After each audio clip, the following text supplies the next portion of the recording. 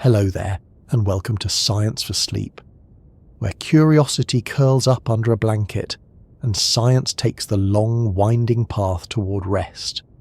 Tonight, we're drifting into a place both deeply familiar and still somehow mysterious.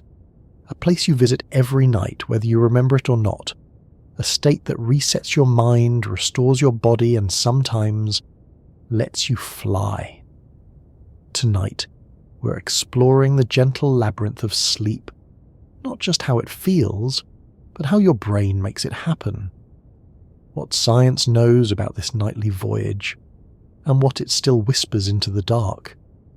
They say sleep is like a little death, but maybe it's more like an ancient ritual, one the brain performs in silence, over and over, without ever needing to be taught.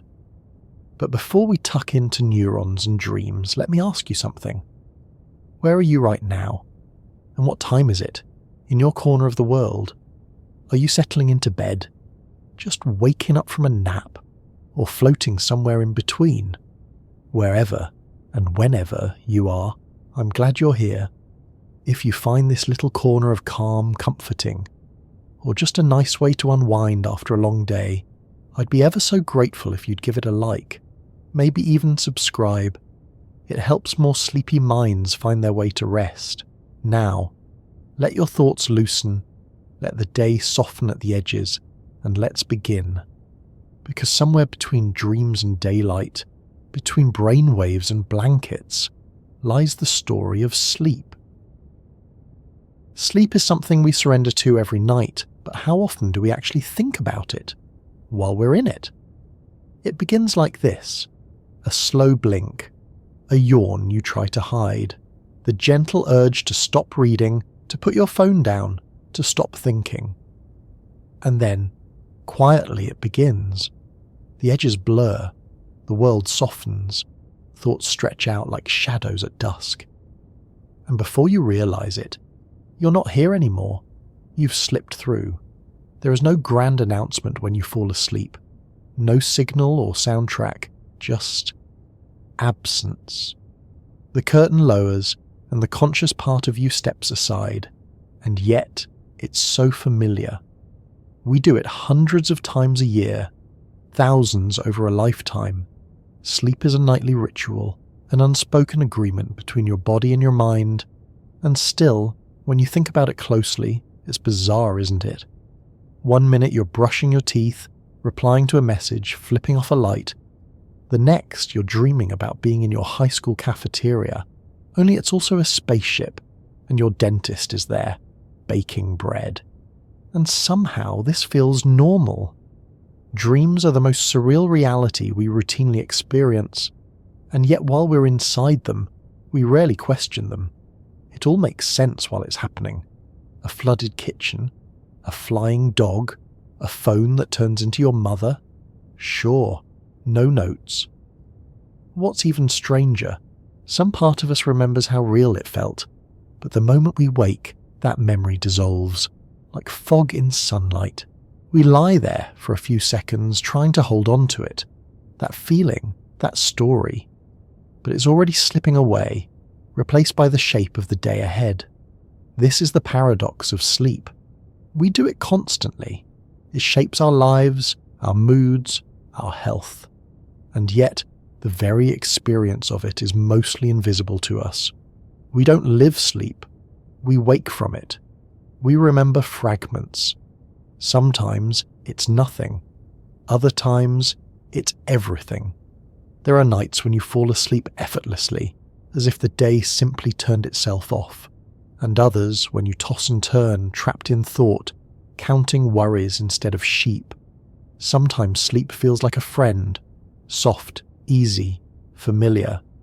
Other times, it's a stranger you have to chase through the dark, and when sleep hides from you, when you can't fall asleep, it becomes something else entirely.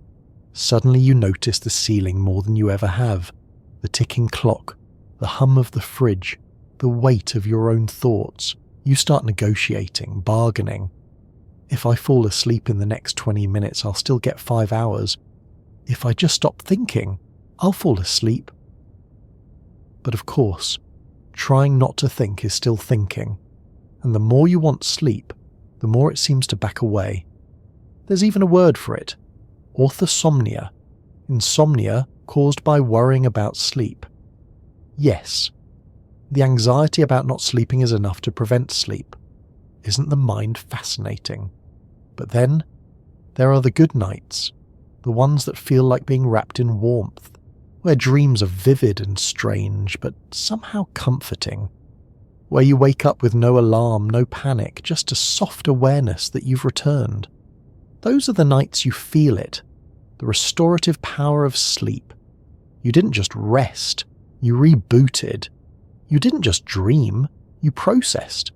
The day's weight is lighter, the brain is clearer. You are, in some quiet way, more you. And this gentle clarity is what sleep gives us. Not just rest, but repair. Not just unconsciousness, but recovery. Without it, we unravel. You've probably felt it after a night of poor sleep.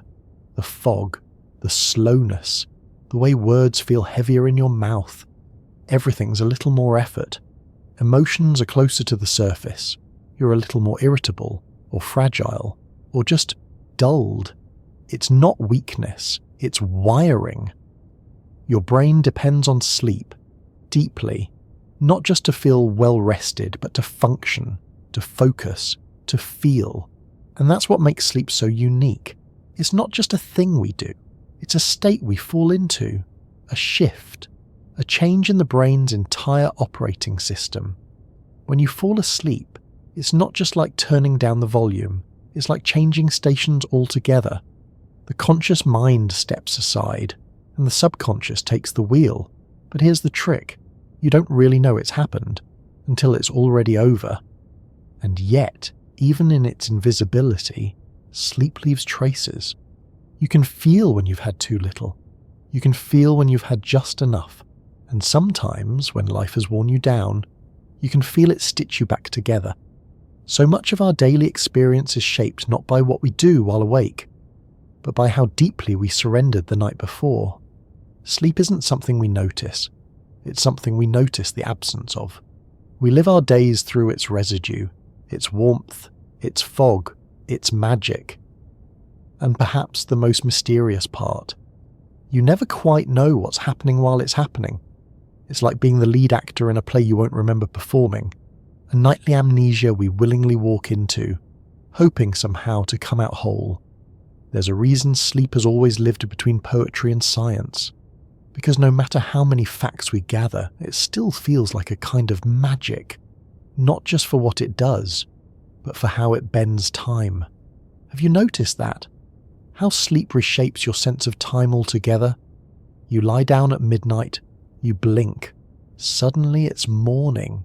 8 hours vanish without a trace, or they stretch into a long dream sequence that feels like a lifetime. Time in dreams behaves strangely. You might live entire years in a single sleep cycle. You might revisit a childhood memory with such clarity it outshines your waking ones. Or you might dream you're someone else entirely, not yourself at all. And when you wake, it takes a moment, a breath, a blink, to reassemble who you are. It's disorienting in the gentlest way.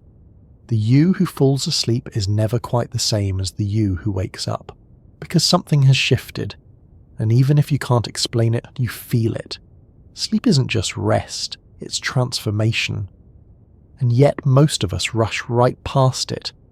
We stay up late, scrolling or working or numbing. We treat sleep like a task, like a chore. But sleep is not something you do, it's something you allow. You can't force it, command it, or rush it. It comes when the body says yes, and the brain is willing. And when it doesn't come, when insomnia or stress or grief stands in its way, we feel it in everything. The world gets louder, harder. Your mind gets busier, even as your energy runs dry. It's like being stuck in gear, trying to move, but grinding against the machine. That's the quiet cruelty of sleeplessness. Not just the fatigue, but the friction. everything becomes a little harder, a little less bearable, and the days start to blur. There's a reason sleep deprivation is used as a form of torture. It's not just unpleasant, it unravels you. Because without sleep, you're not fully you. Your memory falters, your patience thins, your thoughts lose their edge, and your feelings lose their cushion, and your body, aching for repair, doesn't get the chance to heal. Even your sense of self starts to shift. You become less focused, less motivated, less curious. You're not just tired, you're altered. And still, sleep is gentle. It doesn't punish, it simply waits. The moment you let go, it returns, arms open. And when it does, it begins the quiet work of repair. The strange thing is, your brain knows how to sleep even if you don't. Even if your thoughts are racing, even if you're anxious. There's a deeper intelligence beneath all of that. One that remembers the rhythm, even when your mind forgets. You've felt this, haven't you? You're lying there, wide awake, planning tomorrow, replaying yesterday. And then, you don't remember falling asleep. You just wake up. It's like time skipped. Like you were momentarily erased, then gently drawn back in. And maybe that's part of the mystery, that most of sleep is invisible to us. The part of our lives we live without witnessing, the dreams we don't remember, the rest we don't feel until after it's done.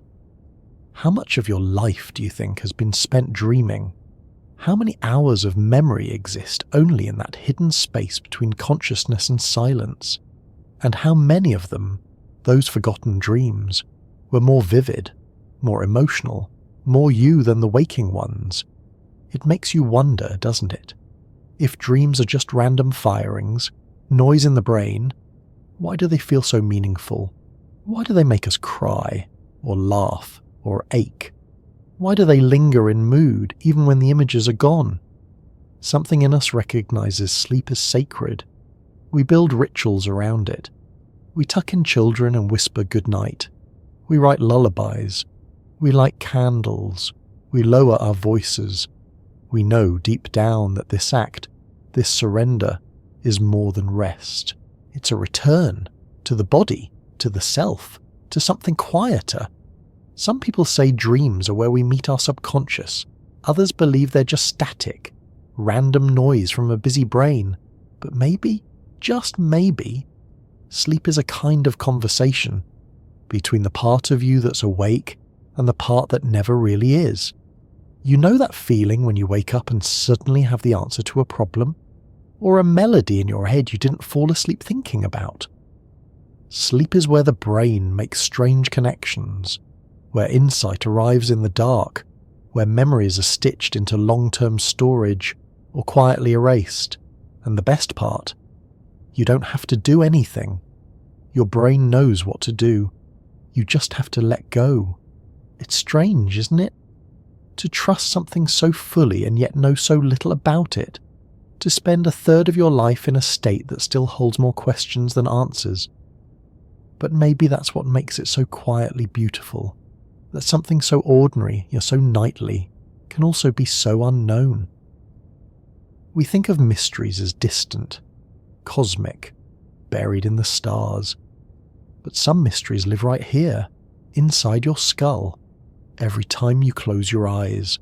Sleep is one of them, and now, as the rhythm of this thought slows, as the breath steadies, you might find your own mind softening, your body sinking, and that invisible threshold drawing nearer.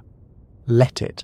There's no rush, no need to solve or fix or even understand. The brain will take care of the rest. Before EEGs and lab coats, before REM cycles and melatonin, sleep was already a story. Long before we understood what the brain was doing during sleep, we tried to explain how it felt, and in doing so, wove it into myth, ritual and reverence. Sleep wasn't just a biological state. It was sacred, symbolic, sometimes feared, sometimes worshipped. Let's go back, quietly now, to the beginning, to the cave, lit dimly by firelight. The wind outside, the dark pressed close, the watchful stars above. Here, sleep was not a luxury. It was survival and vulnerability. Our ancestors didn't sleep in locked homes with climate control and sound machines. They slept exposed, in groups, curled near embers, listening for danger even in dreams. And yet, they still slept every night. Even in a world of predators and storms, they knew the body needed to vanish, at least for a while. It's one of the great mysteries of evolution. Why would nature create a state where we're completely defenseless? Why not just rest with one eye open, like dolphins do? And yet here we are, creatures who turn off the lights in the world and trust it will be there when we return. Early humans must have wondered, where do we go when we sleep? And what are dreams? Are they messages, warnings, memories? Are they pieces of the soul wandering beyond the body? Without microscopes or neuroscience, they gave sleep a face and a name. In ancient Greece, that name was Hypnos. He wasn't just a god, he was sleep itself. A gentle, shadowy figure said to live in a cave where the sun never shone. Poppies grew at the entrance. The river Lethe, forgetfulness, flowed nearby. Even the gods, it was said, answered to him. His twin brother was Thanatos, death. His son, Morpheus, was the god of dreams. They belonged to the Oneiroi, winged spirits who flew through the night, slipping visions into sleepers' minds. It's no coincidence that Hypnos and Thanatos were twins. To the ancients, sleep was a brush with death, a temporary release from the waking world. The Romans called him Somnus. His name still lingers in words like insomnia and somnolent. He too ruled over dreams and drowsiness, often depicted as a young man with wings, not angelic, but ethereal. But not every culture treated sleep as passive. In many indigenous traditions, dreams are journeys, not illusions but real experiences of the spirit. In Ojibwe stories, dreams are how you learn who you are. In Aboriginal Australian belief, there is dream time, a sacred era of creation that still exists, reached not through logic, but through dreams and ritual. For the Maori, the word emo means sleep, but it also implies dreaming, consciousness, and sometimes a spiritual state. Sleep, in these traditions, isn't just the brain's maintenance routine. It's a portal, a connection to the land, to ancestors, to meaning and dreams. They're not random, they're messages, clues, warnings, reminders. Even in ancient Egypt, dreams were recorded and interpreted, sometimes written on papyrus, categorized by type. Prophetic dreams were considered gifts. Disturbing ones were warnings from gods. The dreamer wasn't just passive, they were a receiver, a chosen witness to something deeper. In Mesopotamia, kings recorded their dreams, treating them as divine communication. Sumerians had temple priests who specialized in dream analysis, early psychologists in a way, peering into the sleeping mind for signs of the divine. In Chinese traditions influenced by Taoism, sleep was associated with the balance of yin and yang, the necessary return to stillness, to inner quiet. To sleep was to return to the hidden, to recalibrate harmony. And in India, sleep appears in the Upanishads, ancient spiritual texts, where different states of consciousness are described like nested layers: Jagrat, waking; Svapna, dreaming; Sushupti, deep sleep; and Turiya, pure consciousness. Sleep wasn't just biological, it was spiritual evolution. In these cultures, the mystery of sleep wasn't something to be solved, it was something to be honoured. Compare that to modern life, where sleep is often treated like an inconvenience, something to postpone, to shave down, as if it were optional. How strange it must seem to ancient eyes that we would ever choose to sleep less, that we would invent electric light, and then scroll for hours through flickering screens, tricking our brains into thinking it's still daylight, all while wondering why we can't fall asleep. We've built a world that fights our most ancient rhythm, but even now the cultural echoes remain. Think of lullabies. Almost every culture has them. those soft, repetitive melodies we hum to children. Some are soothing, some are haunting, some are surprisingly dark, like the old European lullabies about cradles falling from trees, or the Korean ones that mention ghosts, or the Irish ones that drift into grief even as they comfort. These songs weren't just for babies, they were for mothers too, a ritual, a coping, a way to rock oneself into trust that sleep would come and morning with it. Even now we crave sleep rituals, a certain tea, a favourite pillow, a podcast voice that's become oddly sacred. We build little altars to sleep, soft lamps, weighted blankets, essential oils, as if to say, I'm ready, please come. And when it does, when sleep arrives, it's as if the day releases us, not just into rest, but into meaning. That's why dreams still fascinate us. We write them down, we try to interpret them, we tell them at breakfast, we wonder if they mean anything at all. Science has tried to explain dreams, random firings of neurons, memory sorting, emotional rehearsal, but none of that captures how they feel, how you can weep in a dream for someone you forgot you missed, how you can soar above a city that doesn't exist, how you can be both yourself and someone else in the same breath. Freud thought dreams were disguised wishes. Jung saw them as messages from the unconscious. Some cultures still believe dreams are literal, that what you see is what your spirit saw. But whether or not you believe in messages or metaphors, dreams remind us there's more going on in sleep than silence. In fact, some of the most famous stories and scientific ideas came from dreams. Mary Shelley dreamt of a scientist bringing life to the dead, and Frankenstein was born. Dmitri Mendeleev reportedly saw the periodic table arranged in a dream, not just a scientific chart, but a vision of elemental harmony. Otto Loewy dreamed of an experiment that proved neurons communicate chemically, an idea that won him a Nobel Prize. Paul McCartney heard the melody of Yesterday in his sleep. He was convinced it must be someone else's song. It wasn't. Sleep, even unknowingly, has shaped art, science, and culture, not just as rest, but as revelation. And so, we come to the edge of understanding. The further back you look, the more you realise sleep has never just been a physical need. It's a mirror of the human mind and the soul. It reflects our fears of death, of chaos, of losing control. But it also reflects our longing for peace, for connection, for something greater than wakefulness. And even now, in a world of schedules and smartwatches and blue light warnings, the ancient question remains, what is sleep really? A state, a cycle, a message, a medicine? Maybe all of it, maybe more. Because even with all our data and diagrams, we still close our eyes at night, still lie in the dark, still drift into the unknown. Just like our ancestors. And perhaps that's the most beautiful part, that no matter who you are, where you live, what you believe, you sleep.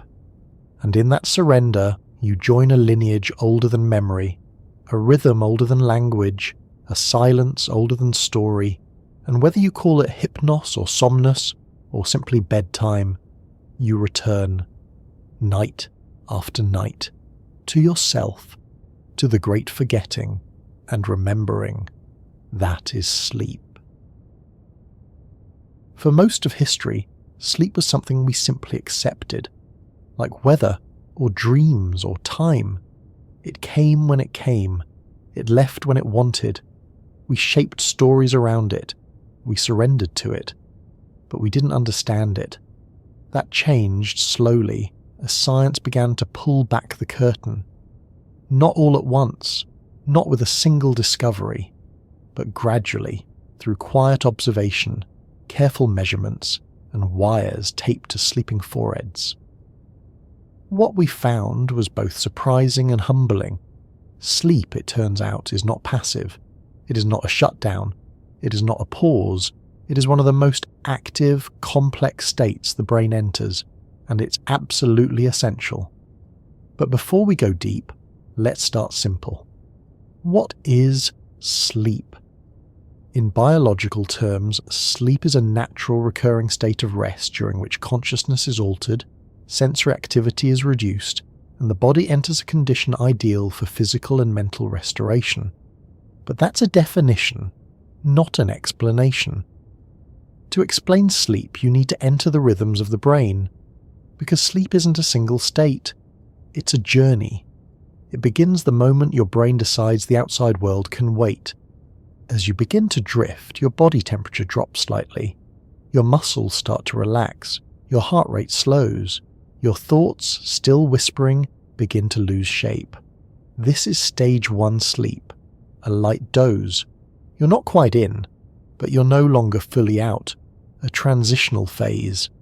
Sometimes you'll feel a sudden jolt, like falling, a hypnic jerk, scientists call it, as if your body is double-checking that it's allowed to let go. Soon, you slip deeper into stage 2.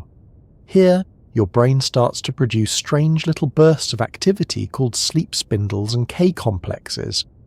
They're like the brain's gatekeepers, filtering out unnecessary noise, protecting your descent. Your breathing slows, your muscles loosen. You're no longer aware of your surroundings. Then comes stage 3, the beginning of slow-wave sleep. This is deep sleep, the body's repair shop. Your brain now emits delta waves, long, slow electrical pulses, like ocean waves in low tide. This is where the body gets to work. Tissue growth, cell repair, immune strengthening. It's the time of physical healing and also emotional processing. And then, at last, after 60 to 90 minutes, comes REM sleep, rapid eye movement. On the surface, it's a paradox. Your body is completely still, paralyzed actually, but your brain, it lights up. REM sleep is often called paradoxical sleep for this reason. The brain becomes as active as it is during wakefulness. Your eyes dart beneath your lids. Your breathing becomes irregular. Your blood pressure rises. Your dreams begin. Vivid, emotional, surreal dreams. This is the mind at its most imaginative, and perhaps its most unfiltered.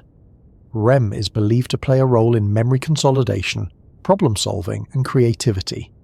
It's where the day is restructured, edited, and filed away, where the brain asks, what should we remember? What can we forget? But sleep doesn't stay in one mode. It cycles. You go through these stages, light, deep, REM, in roughly 90-minute loops. On a good night, you'll have 4 or 5 complete cycles, but they're not all equal. In early cycles, deep sleep dominates. Your body's repair crew works the night shift. Later, as morning nears, REM sleep takes over. Your brain gets more time to dream. That's why sleeping in, when you can, often means longer, weirder dreams. It's also why fragmented sleep feels worse, even if the total hours add up. You're not just losing time, you're losing cycles, losing REM, losing slow wave, losing the architecture of sleep. Because sleep isn't measured only in how long, it's measured in how deeply and how rhythmically you travel through its layers. And what tells your brain when to begin this journey? That would be your circadian rhythm, your body's internal clock. This rhythm, roughly 24 hours long, regulates your sleep-wake cycle, body temperature, hormone release, digestion, and more.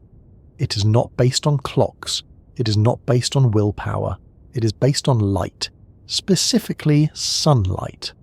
Inside your brain, in a part called the hypothalamus, lives the suprachiasmatic nucleus, or SCN. It's a cluster of about 20,000 neurons, each one keeping time. Like the conductor of an orchestra, it coordinates the rhythms of your entire body. In the morning, when light enters your eyes, it sends a signal to the SCN. This signal tells your brain to lower melatonin, a hormone that helps you feel sleepy, and raise cortisol, which helps you feel alert. At night, as light fades, the reverse happens.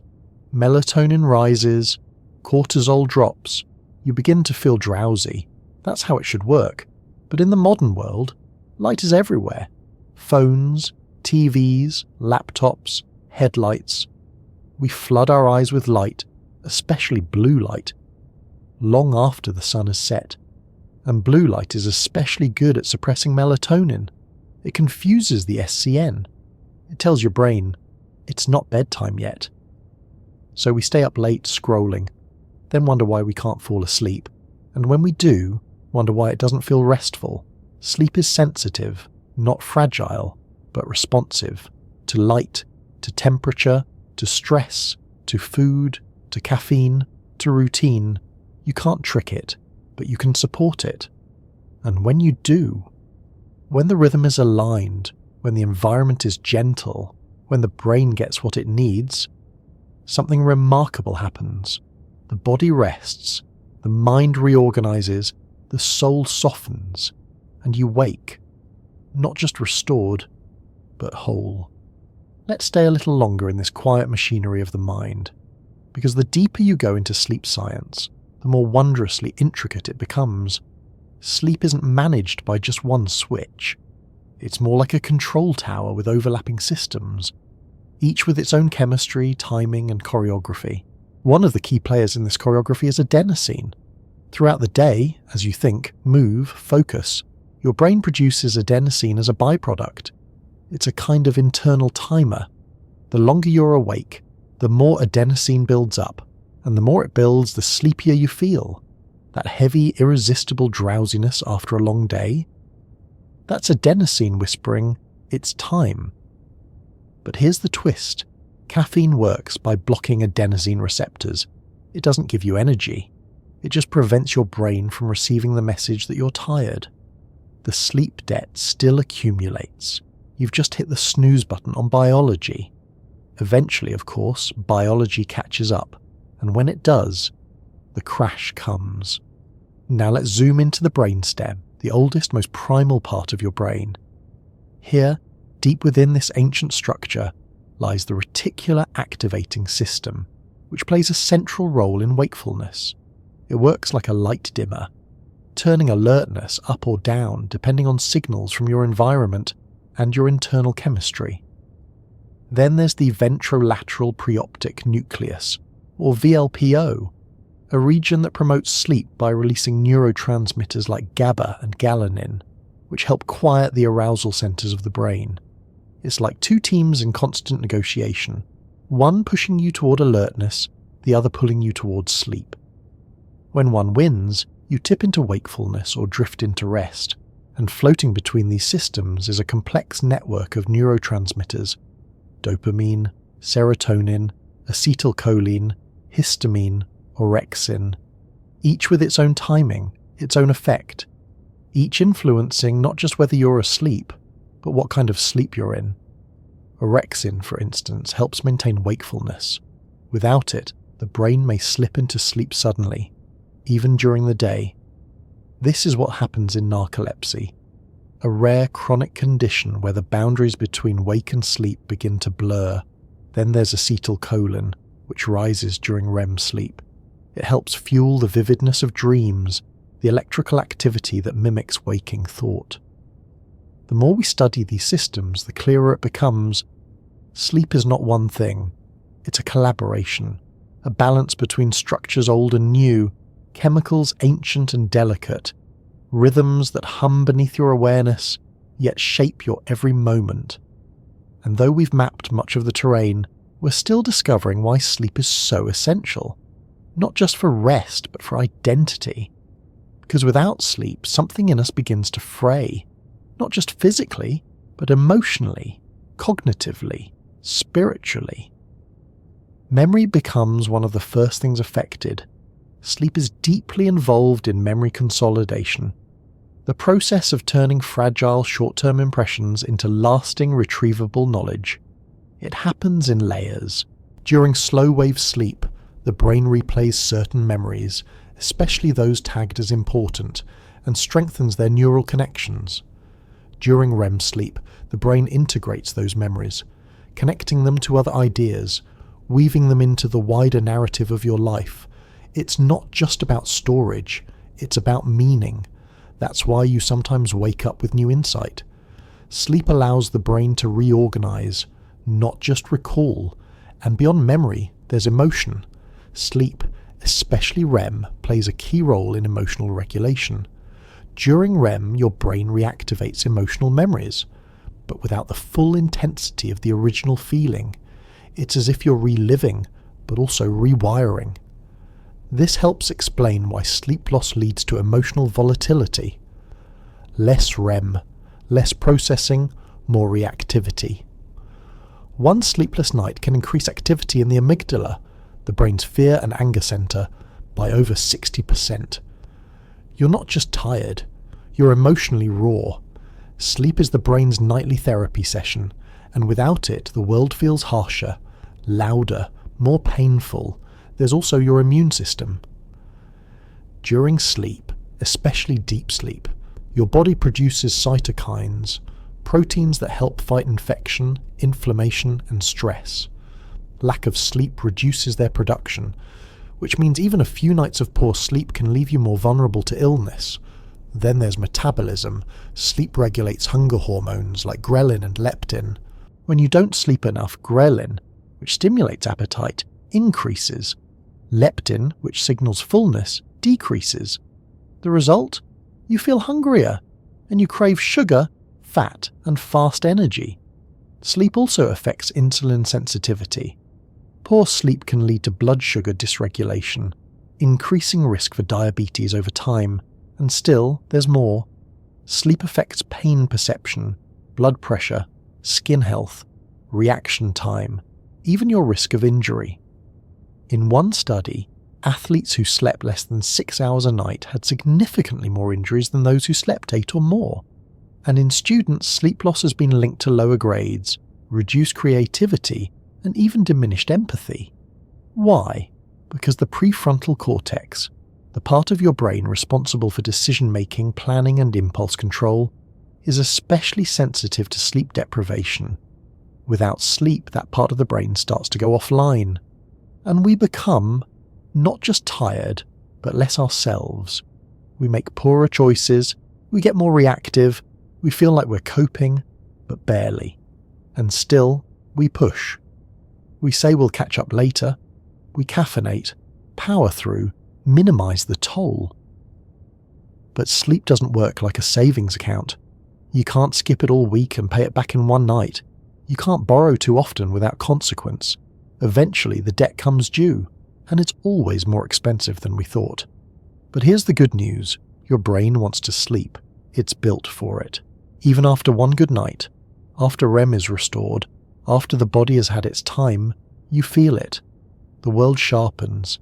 Emotions soften, focus returns. It's not just recovery, it's rebirth. Quiet, nightly rebirth. And perhaps that's the most miraculous thing of all, that every night the mind resets itself. Every night the body's allowed to heal. Every night the self dissolves and reforms. All you have to do is allow it. Let's step deeper now beyond rhythms and rest, into the sleeping brain's secret workshop. Because sleep is not just something your brain does, it's something it builds, layer by layer, night after night.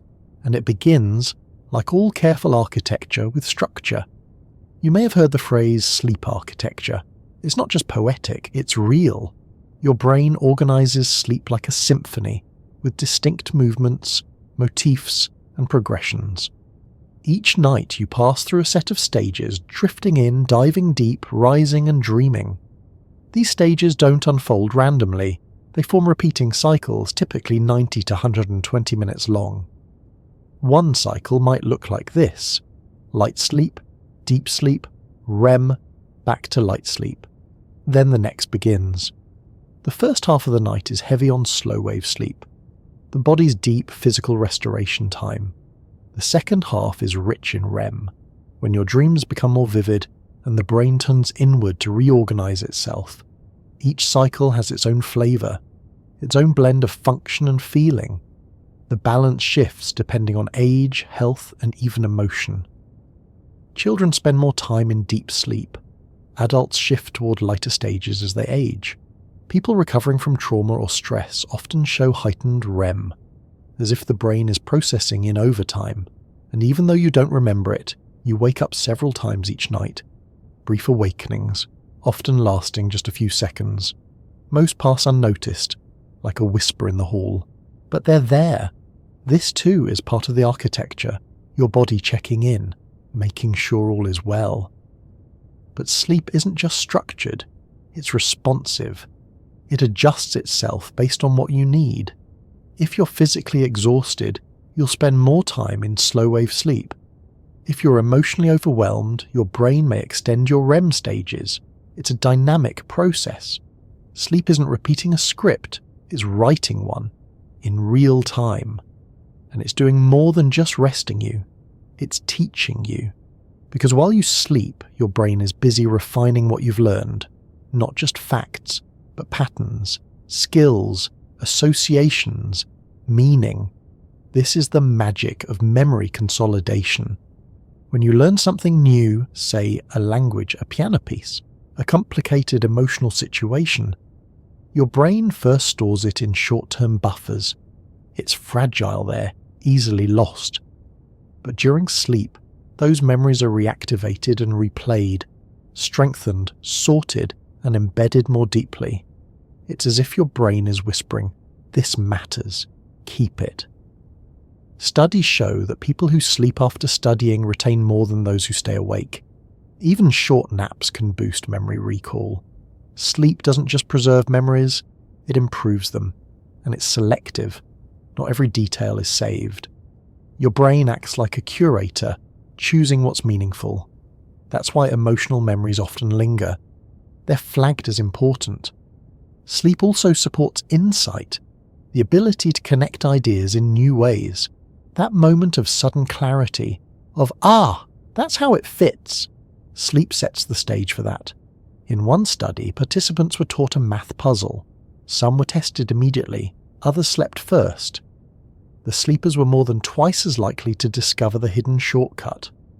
It wasn't just retention, it was creativity, reorganization, discovery, and all of it happened while they were unconscious. But if sleep can support the brain's brilliance, what happens when it's disrupted? Let's talk about sleep disorders. Not the occasional bad night, not just tossing and turning. We're talking about conditions where sleep's function is impaired, where the system breaks down. The most well-known is insomnia, persistent trouble falling asleep, staying asleep, or waking too early. It's more than just lying awake. It's often tangled with anxiety, overthinking, and a fear of the very thing you need. People with chronic insomnia can develop what's called conditioned arousal. The brain begins to associate the bed with stress. You walk into your bedroom and your body tenses. It's a cruel loop. The more you try to force sleep, the more you chase it, the farther it runs. Then there's sleep apnea, a condition where breathing repeatedly stops during sleep, often due to airway obstruction. Each pause, called an apnea event, can last 10 seconds or more, and it can happen hundreds of times per night. Each time the brain jolts you awake just enough to breathe. You may not remember waking, but the deep stages of sleep are shattered. People with sleep apnea often feel like they've slept all night, and yet wake up exhausted. Their memory falters, their focus slips, and over time, the cardiovascular system pays a heavy price. Then there's narcolepsy, a rare neurological disorder that disrupts the regulation of sleep-wake cycles. People with narcolepsy may fall asleep suddenly during the day, even in the middle of conversation or activity. They can enter REM sleep within minutes of dozing off, a process that normally takes over an hour. Some also experience cataplexy, a sudden loss of muscle tone triggered by strong emotions, laughter, surprise, joy. Imagine being so excited you collapse. That's narcolepsy, not drowsiness, dysregulation. And then there's the more mysterious parasomnias, strange, often unsettling sleep behaviors, sleepwalking, night terrors, talking in your sleep, acting out dreams, sometimes violently. These occur during the boundaries between stages, when parts of the brain are asleep while others are not. In REM sleep behavior disorder, for instance, The usual paralysis of REM is missing. The sleeper may move, speak, even run, acting out dreams as if they were real. In children, night terrors can appear, sudden screaming, thrashing, panic, though the child never fully wakes. They are not conscious, not aware, but the fear is real. Parasomnias remind us how layered sleep really is, that asleep and awake are not always absolute, that the brain, especially the dreaming brain, can blur the line between reality and narrative. It's a strange place, sleep. Predictable, yet unpredictable. Routine, yet full of anomaly. And yet, even with all its quirks, the body always tries to return, to recover, to protect the cycle. Because the truth is, we can't live without sleep, not just metaphorically, biologically. Prolonged sleep deprivation has devastating effects. In experiments, rats deprived of sleep died within weeks, even if fed and hydrated. In humans, rare genetic disorders like fatal familial insomnia show us just how essential sleep is. This condition, caused by a mutation in the PRNP gene, leads to progressive insomnia and eventually death. There is no cure, no workaround. When sleep is lost permanently, the body follows. It's a terrifying condition, but also a powerful reminder. Sleep is not optional. It is not decorative. It is not a luxury to be trimmed or optimized. It is survival. And it is one of the most exquisite, delicate survival tools we've ever evolved. For something we do every night, sleep still manages to surprise us. Just when we think we understand its patterns, its cycles, its chemistry, its architecture, a new discovery emerges, or an exception appears, some edge case that reminds us. This terrain is far from fully mapped. Take lucid dreaming, for instance. This strange and enchanting phenomenon occurs when a person becomes aware they are dreaming, and in some cases can even control the dream's content. The colours shift, the laws of gravity loosen, and suddenly you're flying through a city made of light, knowing full well that none of it is real. Lucid dreamers often describe a sense of euphoria, freedom, creativity without limits.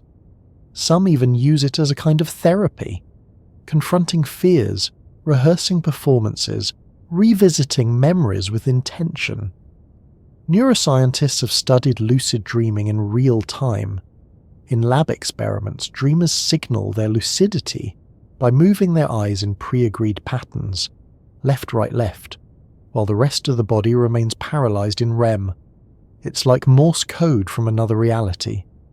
Their brains show increased activity in the prefrontal cortex, the seat of self-awareness, normally quiet during REM. It's as if a sliver of the waking mind reboots mid-dream. Then there are false awakenings, dreams where you wake up, go about your morning, brush your teeth, only to realize much later you never woke at all. These loops can happen multiple times in one night. A dream of waking, nested inside a dream of waking. And when you finally rise for real, it can feel almost comical, like reality had to insist it was real. There are also hypnagogic hallucinations, vivid sensory experiences that happen in the thin veil between wake and sleep. A flash of light, a voice, a falling sensation, or the sense that someone is in the room watching. This twilight zone, called hypnagogia on the way into sleep and hypnopompia on the way out, can blur the lines between dream and perception. It's not a dream. It's not quite real. It's something in between. And from this liminal space comes one of the most striking and ancient phenomena, sleep paralysis. It begins like this. You wake up, or think you do, but you can't move. Your eyes open, your breath is shallow, your heart races, but your body is completely frozen. Some people report a pressure on their chest. Others see shadows in the room, figures, faces, movement they cannot explain. It feels terrifying, but it's biological. Sleep paralysis happens when REM atonia, the paralysis that protects you from acting out dreams, lingers as consciousness returns. You're caught in a brief overlap, awake in mind, asleep in body. And because the brain doesn't like uncertainty, it fills the silence with story, with imagery, with meaning. Culturally, sleep paralysis has often been linked to folklore. The old hag in Newfoundland, the kanashibari in Japan, the jinn in Middle Eastern lore. In every version there is a sense of being held down, visited, watched. But science offers a quieter explanation. Your brain, half dreaming, casts its shadows into the room and calls them real. It passes, always, but it leaves a mark. Then there are dreams themselves, perhaps the most fertile mystery of them all. What are dreams, really? Are they simply random firings of neurons, memory fragments being shuffled and sorted, emotional residues being rinsed away?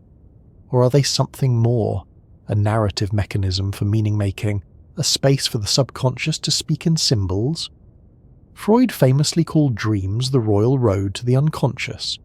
Jung believed they reveal the deep architecture of the psyche, archetypes, shadows, and self. Modern neuroscience suggests a more pragmatic view.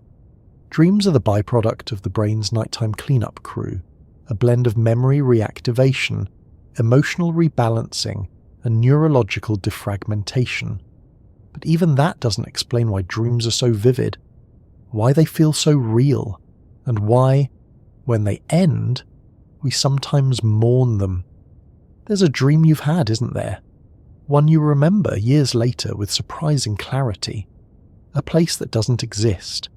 A person who never was. And yet, it mattered. It meant something. Even if science can't always measure that meaning, it exists, not in the data, but in the dreamer. And perhaps that's the challenge of studying sleep. It's deeply personal. We all experience it, but never together. Sleep is solitary, silent, the most universal mystery we rarely talk about.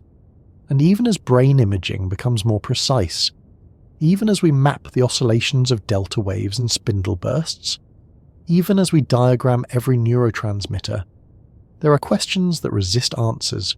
Why do we sleep at all? The best theories suggest to conserve energy, to repair tissues, to process emotions, to strengthen learning, to reset the immune system. But none of them fully explain why evolution didn't find a way around it. Why would nature create a state of complete vulnerability if there were no absolute need? Why do all animals, from fruit flies to whales, sleep? Even organisms without a brain show rhythmic rest cycles. Some plants close their leaves at night, some corals pulse in the dark. Bacteria shift their metabolism. Perhaps sleep is not just for brains, perhaps it's for life itself, a kind of cellular ceremony, a rhythm that began before nervous systems ever existed, and perhaps, in a strange, beautiful way, sleep isn't just where we go to restore energy. Maybe it's where we go to remember what we are, to let the conscious mind release its grip, to let the deeper currents of self rise. We may never fully know what sleep is, but we do know this. Without it, we lose our balance, we lose our clarity, we lose our connection to everything that feels human. But with it, with true, generous sleep, we return, again and again, to the soft, untouchable center of who we are. For most of human history, sleep was a mystery wrapped in ritual. We knew what it was, or at least we thought we did. You went to bed, you closed your eyes, you hoped to wake up. That was the extent of our model, simple, personal, sacred, unquestioned. And yet, even in early civilizations, you can see the shimmer of something deeper, an understanding that sleep was not just rest, but a state of mind, a state worth watching. In ancient Egypt, dreams were recorded on scrolls, symbols of prophecy and power. The Greeks built temples where people came to sleep, hoping for healing dreams sent by the gods. In India, sleep was woven into philosophy, nested within layers of consciousness. and in medieval Europe monks documented their sleep schedules, often in segmented blocks, what we now call biphasic sleep. The night to them had two parts, one sleep before midnight, then a period of quiet waking, for prayer, reflection, sometimes even writing, followed by a second sleep before dawn. This first sleep, second sleep pattern may have been the default for centuries, a natural rhythm shaped by darkness, firelight, and stillness. Before clocks, before electricity, before alarms. Then came the Enlightenment, and with it, a new desire to measure, define, and decode. But even as physics soared and medicine advanced, sleep remained largely untouched. It was too ordinary, too quiet. It didn't bleed, it didn't break, it just was. Doctors believed sleep was caused by blood draining from the brain. Others thought it was a cooling of the nervous system. Dreams were explained as indigestion, or demonic influence, or suppressed urges. It wasn't until the 20th century that sleep began to receive serious scientific attention. In 1929, a German psychiatrist named Hans Berger changed everything by inventing the electroencephalogram, or EEG. With this tool, he could finally listen to the brain's electrical activity. He discovered brain waves, rhythmic pulses of voltage, and among them, something unexpected. They didn't stop during sleep. The sleeping brain was not silent. It was humming. This was the first crack in the myth that sleep was the brain turned off. Now scientists had a way to watch it work. In the 1930s and 40s, researchers began mapping brainwave patterns during different phases of sleep. They identified alpha waves associated with relaxed wakefulness, theta waves marking light sleep, and delta waves, slow and strong, seen in deep sleep. Then, in 1953, another revelation, one that would transform the field forever. In a small sleep lab at the University of Chicago, a graduate student named Eugenie Sarinsky noticed something odd. The eyes of his sleeping subjects were darting rapidly beneath their eyelids. It was rhythmic, repetitive, like watching someone scan a page. He recorded the brainwaves and found they resembled waking activity. Fast, unpredictable, electric. He called it REM sleep. And when he woke the subjects during this phase, they almost always reported dreams. Strange, vivid, emotional dreams. This was the birth of REM, and with it, the modern science of dreaming. Soon after, Sarinsky and his advisor Nathaniel Kleitman published their findings. The field exploded. Sleep was no longer a blank slate. It was a layered living process, a cycle, a rhythm, a dance of waves and chemicals. Through the 1960s and 70s, scientists began to map the stages of sleep. Stage 1, Stage 2, Stage 3, REM. They tracked heart rate, muscle tone, temperature, respiration. They discovered that these cycles repeated about every 90 minutes. They found REM rebound, the brain's way of making up for lost dreams after deprivation. They found that memory improves after sleep. They noticed children spend more time in REM and wondered if that's why they learn so quickly. And then they found dreams in animals, cats, dogs, rats, even birds, showing REM-like activity, eyes moving, limbs twitching, brains flickering. What were they dreaming about? No one could say. But it was clear, sleep was not a uniquely human mystery. Still, the question lingered. Why? Why would evolution preserve something so risky, so time-consuming? One theory suggested energy conservation. Lower body temperature, reduced activity, like idling the engine overnight. Another proposed memory consolidation, that sleep helps convert short-term experiences into long-term knowledge. Others focused on brain plasticity, the idea that during REM, especially in early life, the brain reorganizes itself, builds new connections, refines its wiring. There were emotional theories too. Sleep as therapy, dreams as rehearsals, nightmares as rehearsals for danger. No single answer fit. but together they formed a constellation, a picture of sleep as essential, dynamic, and non-negotiable.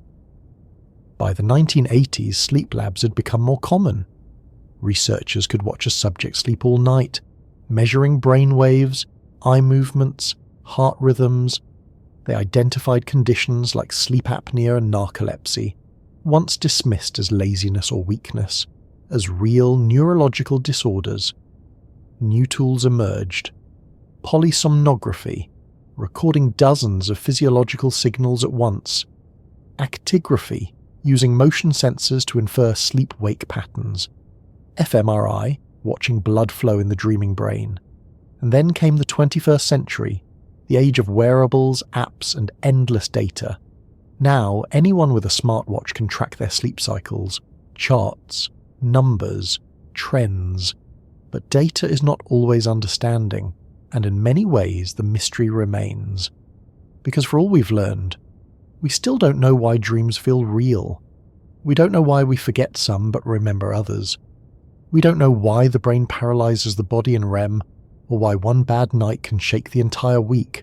We don't know why sleep heals wounds faster, why it eases heartbreak, why, after a loss, we dream of the ones we miss, sometimes vividly, sometimes for years, and we don't fully know why sleep feels the way it does. That strange blend of float and fog, of memory and unreality, of coming apart and being whole. But we know this: the more we study sleep, the more we respect it. It is not downtime, it is not a break. It is an ancient biological symphony, composed over millions of years, tuned to sunlight and shadow, and conducted every night by a brain that remembers how, even when we do not. Our ancestors watched the stars and slept by the fire. We sleep under rooftops, blinking at screens. But the sleep itself, the stages, the dreams, the cycles, remains much the same. We are modern creatures with ancient rhythms, and every night, no matter how far we think we've come, we lie down, we close our eyes, and we trust that something older, deeper, wiser will carry us through. Close your eyes and try to imagine. What if you couldn't sleep? Not just tonight or tomorrow, but ever again. Not because you didn't want to, not because you weren't tired, but because your brain had lost the ability to make sleep happen.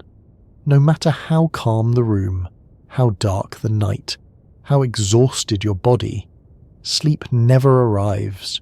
Your thoughts spiral, your sense of self begins to fray, and the line between reality and dream, once so clear, begins to dissolve. This is the waking nightmare of fatal familial insomnia, a rare and devastating disorder, not just tragic, existential, because it reveals something that cuts to the core. Sleep isn't a luxury, it's not optional, it's not even just a function. It is in many ways the foundation of what makes us feel human. Without it, identity fractures, memory flickers, emotion unravels. We lose the ability not just to rest, but to be. So what then is sleep? A chemical necessity, a neural rinse cycle, an ancient evolutionary tactic? Or is it something more? A return, a ritual, a kind of sacred amnesia? And dreams? Are they just cognitive static? Or are they messages, metaphors, echoes from somewhere deeper? Science has mapped the how, but the why still drifts, like mist just out of reach. Because sleep doesn't feel mechanical, it feels spiritual, intimate, essential in a way that data cannot quite define. You lie in the dark, alone in your mind, and yet you are not lonely, you are not nowhere, you are in between thought and feeling, between the known and the remembered, between the real and something almost real. Philosophers have long wondered about this state. Plato believed the soul gained wisdom through dreams, that when the body rested, the truest part of the self could rise. Descartes, famously uncertain of everything, even questioned whether dreams might be reality, that life itself might be a dream we've mistaken for truth, And today, we still wonder, what makes dreams feel so real? If we act, speak, cry, or love in a dream, is it less real simply because it didn't happen outside? If your mind lived it, remembered it, and was changed by it, what part of that is illusion? Maybe dreams are not outside reality. Maybe they are simply another branch of it, ephemeral, elastic, and always dissolving at dawn. There are even those who believe sleep might hold the key to consciousness itself. Some neuroscientists suggest that our waking sense of self, this voice in the head that says I, is actually a fragile construct maintained by constant sensory input. When we sleep, that scaffolding collapses. The brain, no longer receiving outside signals, turns inward. It processes memory, emotion, sensation, but without the anchor of the present. So we drift. We lose track of time, of space, of who we are. And then, sometime before morning, we stitch it all back together. Perhaps this daily disappearance and reappearance is what allows us to remain sane, to forget just enough, to start again. Some theorists go further. They suggest that consciousness itself may be emergent, not a single light turning on, but the slow weaving of pattern and presence. And sleep might be the loom. In these models, dreaming isn't noise, it's necessary. It teaches the brain how to simulate, imagine, prepare. It allows us to practice living in low-stakes, symbolic spaces before we wake and do it for real. But is that all sleep is? Practice, processing, or is there something else? Because sleep still holds secrets, and those secrets hint at meaning. The kind of meaning we don't need to define to feel. There are stories, passed down in hushed voices, of people who've dreamt of future events, of warnings, of reunions, of seeing loved ones long gone, delivering comfort words never spoken aloud. Are these just coincidences? Neural storytelling? Maybe. But maybe not. Maybe dreams aren't bound to logic. Maybe they're a form of deep perception, a way of sensing meaning the way we sense heat, or hunger, or déjà vu. After all, we dream in metaphors. Our brains don't speak in prose while we sleep. They speak in images, patterns, symbols, a crumbling building, a vanishing train, a familiar face that isn't quite right. These are not hallucinations.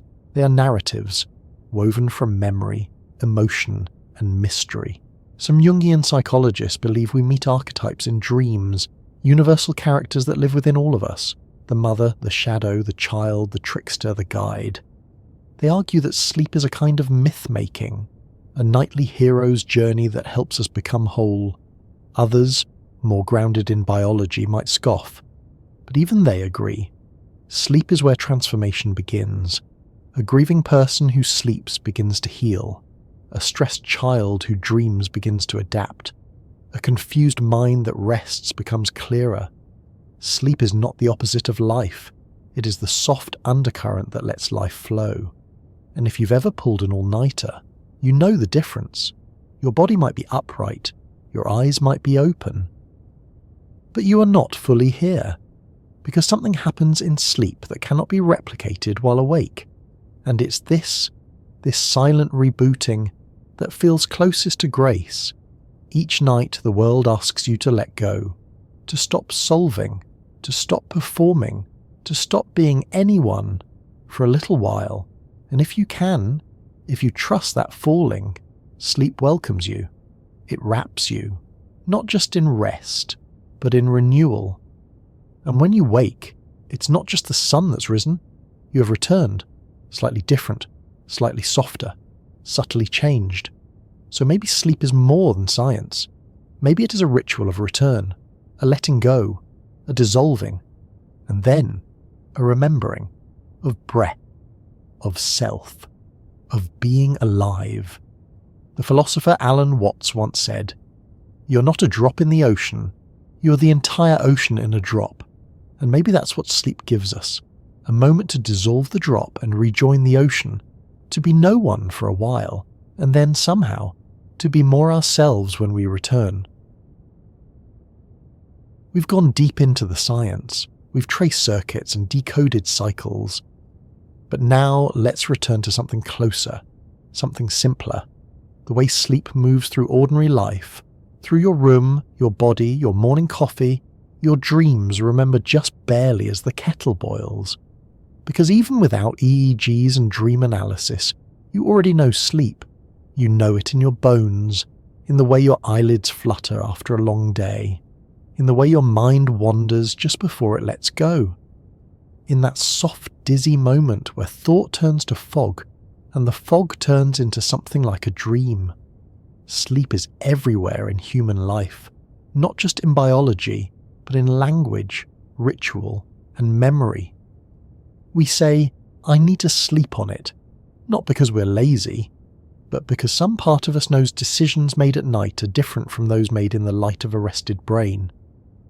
We say, let me sleep it off, whether it's a heartbreak, a headache, or a hangover, because we know, without knowing why, that something healing happens when the world goes quiet. Children are told, you'll feel better in the morning, and often they do. We say someone is sleeping like a baby, even though babies famously don't sleep well. But what we mean is deeply, safely, as if the world is trustworthy and nothing is waiting to be solved.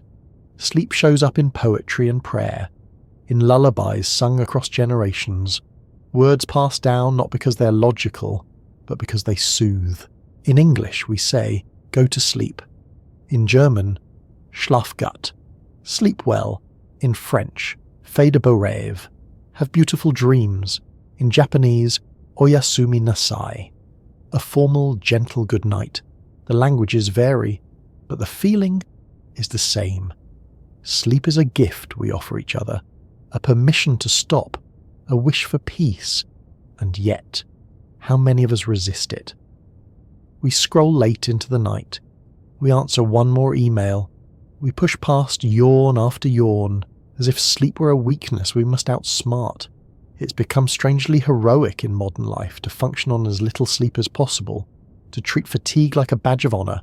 We glorify the early riser, idolize the night owl hustler, brag about running on 4 hours like it's a flex.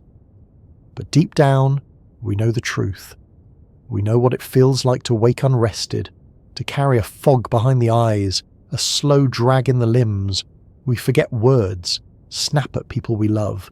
We drink caffeine like water. We reread the same sentence 5 times. Lack of sleep doesn't just make us tired, it makes us smaller. We become less patient, less curious, less funny, less kind. We don't just lose hours, we lose ourselves, little pieces at a time, and yet, we all chase it. We buy blackout curtains and sound machines. We try melatonin, magnesium, warm baths, cold rooms. We watch videos of strangers whispering into microphones, hoping something in us will finally click off. We crave sleep, we long for it.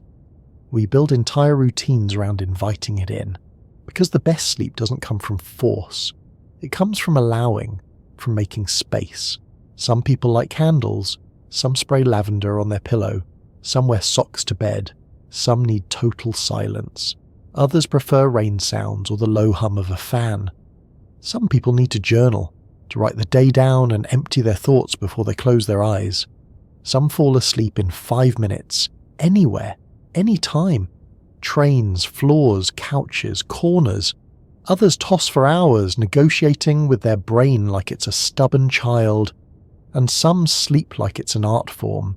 Weighted blankets, herbal teas, 7 pillows arranged just so. Sleep is as personal as a fingerprint, and yet it connects us. Think of how sleep appears in family life. The rocking of an infant, the shared bed of exhausted parents, the groggy teenager who won't get up for school. Think of sleepovers, whispered stories in the dark, the thrill of being awake after bedtime. Think of sick days, falling asleep on the couch with a cold washcloth and cartoons. Think of holidays, waking up in a different bed, the strange comfort of familiar blankets in an unfamiliar room. Think of jet lag, night shifts, hotel sheets, naps stolen between appointments, snoring partners, the cat sleeping on your head, the child who sleepwalks, the partner who talks in dreams. Sleep is always there, shaping your days from the other side, and it changes as you change. A baby might sleep 16 hours a day, a teenager may need 9 but get 6, an adult may think they're fine with 5, until they finally sleep 8 and remember what it feels like to be awake and whole. Older adults may sleep less at night, but nap more during the day, their circadian rhythms shifting as if the body is learning a slower kind of time. Sleep changes with grief, with love, with stress, with seasons, with hormones, with hope. When you're in love, you may fall asleep wrapped in limbs and wake up smiling before the alarm. When you're grieving, you may not sleep at all, so you may sleep for 14 hours and still feel like you've run a marathon. When you're anxious, sleep feels like a door you can't find. When you're depressed, it feels like a hole you can't climb out of. We try to fix it, with therapy, with pills, with apps, with rules. No screens after 10, chamomile tea, only use the bed for sleep and sex. Cool room, dark room, quiet room.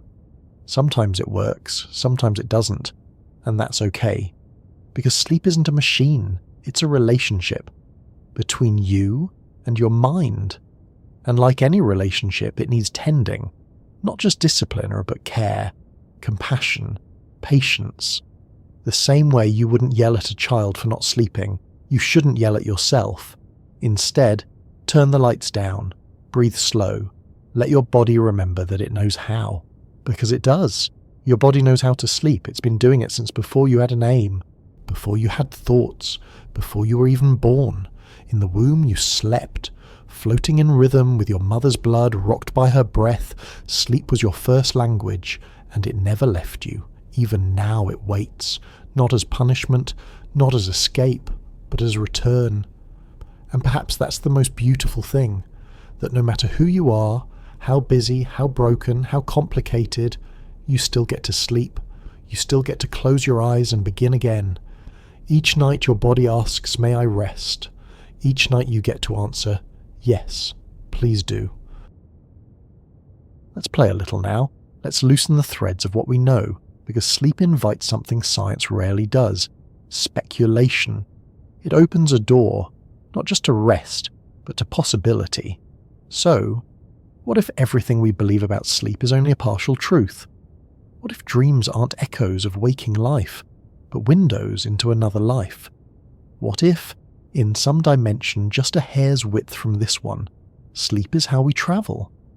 Imagine, every night when you close your eyes, your consciousness shifts into a parallel self. A self living a life slightly different from yours. One where you said yes instead of no, stayed instead of left, became an artist instead of an engineer, where the fork in the road led there, not here. Your dreams? Just scattered fragments of that other version of you, scenes blurred by translation, as if smuggled back through the membrane of morning. Is it fantasy? Of course. But then again, isn't all dreaming a kind of sanctioned hallucination?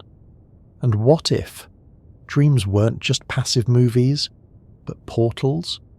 Could lucid dreaming be a form of navigation, not just within imagination, but across versions of the self? Some scientists and science fiction writers have proposed that sleep, especially REM, is the brain's natural simulation engine, a way to rehearse futures, to try out paths, to protect us by letting us live things without living them. You've dreamt of falling, of being chased, of failing a test you didn't study for, or losing your teeth, or showing up somewhere unprepared. They're irrational, and yet they reflect real fears, fears your conscious mind may not speak aloud. Could dreams be the brain's virtual reality lab, a nightly mental rehearsal for survival? Or could they be more than that? Let's stretch the idea. What if time flows differently in dreams? Think about it. You fall asleep for 5 minutes, and in that time, you live a whole story, with dialogue, setting, conflict, resolution. The science shows this isn't just a feeling. In dream studies, participants have experienced hours of perceived time within minutes of REM. How? The brain, when disconnected from external stimuli, has no clock to obey. It generates time from within, from memory, from sequence, from narrative. So what if dreams exist outside of our normal flow of time? What if, and stay with me here, sleep is the only time we're free from time, unbound, untethered, floating in a sea where past, future and present overlap, a kind of time travel by consciousness. In dreams you can visit childhood, see people long gone, imagine futures you haven't lived, relive moments with slight changes. It's not just memory, it's editing, reconstruction, a flexible timeline. And here's a thought. What if time in dreams isn't linear because consciousness isn't linear? You wake up thinking a dream made no sense, but maybe, just maybe, it made sense within its own logic. A logic not built on causality but on emotion, on symbolism, on need. The way a painting makes sense, or a song. Could it be that our waking brain is too narrow to grasp what the dreaming brain effortlessly understands? And if so, what does that say about consciousness? Philosophers have long wondered whether dreams are closer to reality than we admit. If everything you experience while awake is filtered through perception, sight, sound, emotion, memory, then isn't all of reality dreamlike? What's the difference between remembering something and dreaming it? Both happen inside. Both can change with time. Both feel real until they don't. Maybe sleep is a reminder that reality isn't just out there. It's also what happens in here, in the quiet theatre of the mind. And what about shared dreams? People have reported them for centuries, two people dreaming of the same place, the same event, the same conversation. Coincidence? Absolutely possible. But if the brain can simulate reality so well, why not simulate a shared one? After all, language is a shared simulation. We agree on what a tree is. We agree what blue means. Why not dream space? Could there be a place, a liminal zone, where dreamers meet? Not physically, but symbolically, emotionally, subconsciously. Carl Jung believed in the collective unconscious, a layer of mind deeper than the individual, populated with shared symbols, stories and fears. He didn't mean it mystically. He meant, we are human, and to be human is to carry the same archetypes, the same myths, the same shadows. So perhaps our dreams echo each other, not because we're psychic, but because we're similar, because we're trying to figure out the same things in different ways. And science fiction? It's been dreaming about dreams for decades. From Inception to Paprika, from The Matrix to Black Mirror, we keep returning to the idea that sleep might be more than rest, a secret system, a parallel world, a back door out of reality. And the questions get stranger still. What if we didn't need sleep? What if we could turn it off? Would we gain 8 extra hours? Would we finally optimize the day? Or would we slowly lose the softest parts of ourselves? Would we forget how to dream, how to drift, how to pause? Would we become more efficient or a bit less human? Because sleep doesn't just help us remember facts, it helps us remember feelings, people, places, moments we loved. And that brings us to the real paradox. Sleep is a state of absence, and yet it restores presence. We disappear, only to return more ourselves. And while dreams may not be real in the empirical sense, they often carry more meaning than waking life allows. You've had one, you know the one. A dream that stayed with you, that told you something, not with words, but with feeling. And that feeling shaped a choice, or softened a sorrow, or reminded you of who you are when no one is watching. That is not nothing. That is everything. So what if sleep, far from being unconsciousness, is a deeper form of conscious contact, with memory, with metaphor, with mystery? And what if the most advanced thing your brain does is not think, but dream? So here we are at the edge of the dream. The science has spoken through signals, scans, stories, theories, but now let's quiet all that. Let the charts fade. Let the data settle. Let the numbers go soft around the edges. Let's return to the question behind all questions. What is sleep really? Is it a rhythm, a repair, a necessity?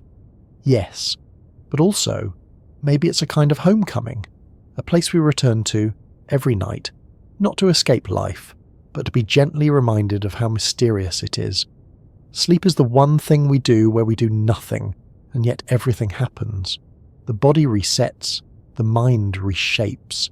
The self, so carefully held all day, quietly dissolves, then rebuilds by morning. It's easy to forget that.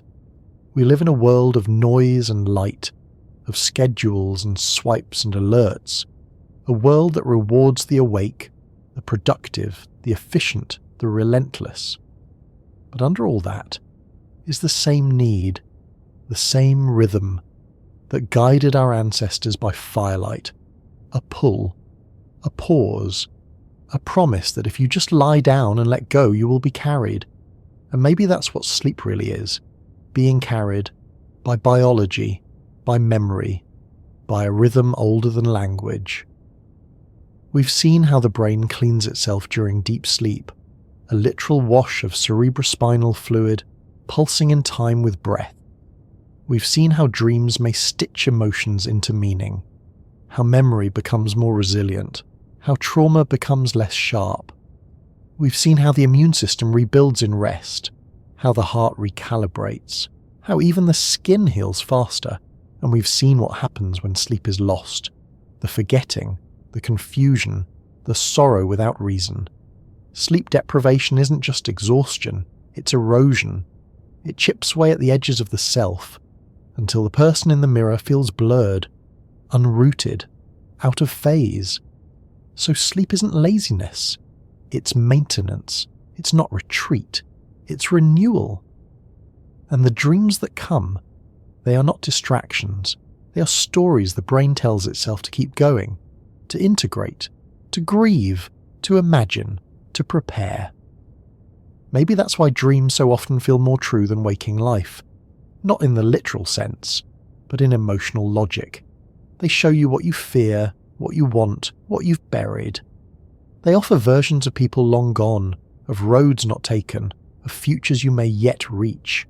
And though they vanish by breakfast, they leave fingerprints. You carry them, in your choices, your moods, in that strange sensation that the day is shaped by something that happened in a world that no longer exists. But still, it mattered. And so we sleep, despite the deadlines, despite the distractions, despite the way the world tries to shrink the night. We sleep because we must, because something deep within us knows. This is how we survive. This is how we grow. This is how we stay whole. And when we dream, we aren't escaping the world. We're stepping into a quieter part of it. The part where we can finally hear the subtler truths, that we are more than our thoughts, more than our fears, more than the roles we perform by day. We are fluid. We are shifting. We are dreamers even when we forget. Maybe that's why sleep has always felt like a metaphor. For death, for birth, for surrender, for return. But maybe it's not a metaphor. Maybe sleep is the real thing, and waking life is just the in-between. You don't have to choose, of course. You live in both. You learn in the light, and you heal in the dark. You gather during the day and sort through it at night. And the next morning, you emerge, a little different, a little wiser, a little more you. It's like stepping into the river again. Same current, new shape. We began this journey with a question, not a scientific one, but a personal one, a quiet one. What do we really know about sleep? And the answer, after all the maps and models and metaphors, enough to be amazed, and not nearly enough to stop wondering. Because maybe sleep isn't something to master. Maybe it's something to befriend, not solved but surrendered to, not optimized but honoured. Like a moon you don't need to touch to know it's beautiful.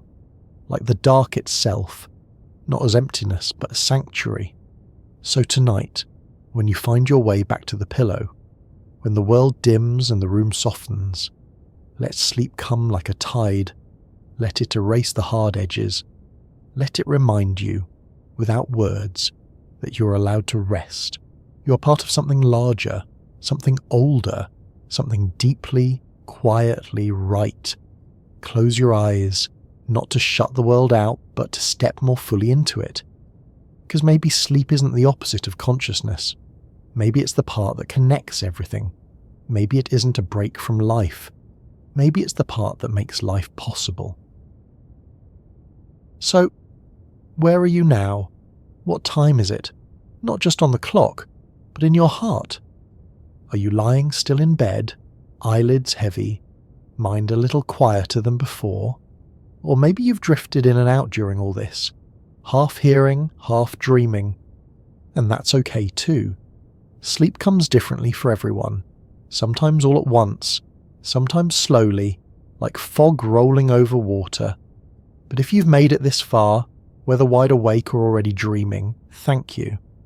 For letting your mind stretch a little, for letting science be soft, for choosing curiosity, even when your eyes were ready to close. If this gave you peace, even just a few breaths of it, I'd be quietly honoured if you'd like, subscribe, or share this with someone who needs it. This channel is a small light in the dark, not loud, not fast, just steady. A place where wonder is welcome and sleep isn't something we fight, but something we trust. So, until next time, rest well, fellow traveller, wherever you are, whenever you are. Whatever the day has been, you've made it here, you've made it through, and now it's time to let go, to return to that older rhythm, to sink into the gentle, knowing that you are safe, you are tired, you are allowed. Sleep well, and I'll see you on the other side of the dream.